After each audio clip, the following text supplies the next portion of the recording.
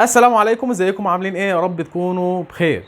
في سؤال رفيع كده حد سأله لي وقال لي هو احنا ليه لما بنشوف الافلام الامريكي ما بنفهمش الانجليزي بتاعهم وما بنعرفش هم بيقولوا ايه، وبالتالي بنحتاج لترجمة؟ والادهى من كده ممكن اللي بيسألك ده ممكن يكون واخد كورسات في اللغة الانجليزية، ومش كده وبس، ممكن كمان يكون خريج قسم اللغة الانجليزية. بص يا سيدي، الموضوع سهل وبسيط جدا، كمل بس انت معايا الفيديو للاخر.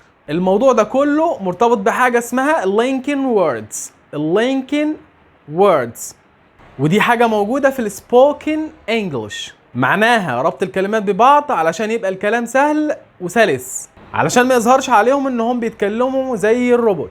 يعني ما بتشوفهوش يقول I live in America.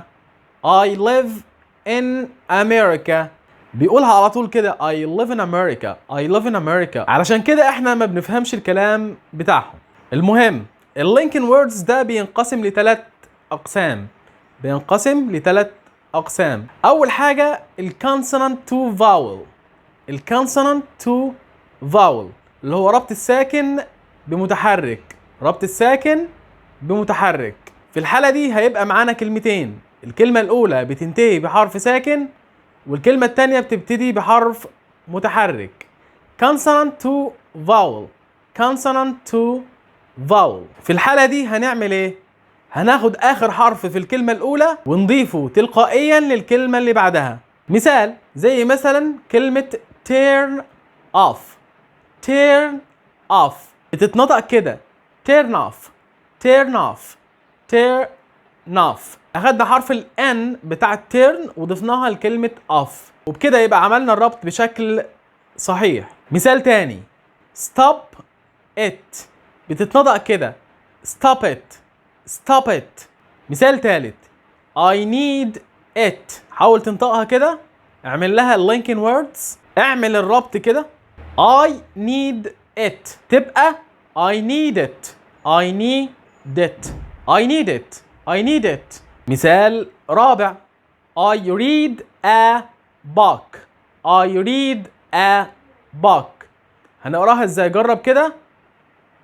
ماشي، هنقول I read the book. اخدنا الدي من read وضفناها مع ال A اللي بعدها وبقت الجملة I read a book. مثال اخير علشان تتمرن كويس. Play a song for us on the guitar. يا ترى هنعمل لها لينكن ازاي؟ حاول كده، ركز كويس في الجملة دي. هتبقى play a song for a son the guitar. واللي شرحناه ده كله بيسموه اللينكن ووردز. اللي هو ربط الكلمات ببعضها علشان الكلام يبقى بسيط وسهل. حاول انت تمرن نفسك في البيت وتعمل اللينكن ووردز علشان تقدر تفهم الاجانب. على فكرة لسه اللينكن ووردز مكمل معانا، علشان كده ممكن تعملوا اشتراك للقناة علشان يوصلك كل جديد. وان شاء الله تكونوا استفدتوا، واشوفكم على خير في الحلقة اللي جاية. سلام.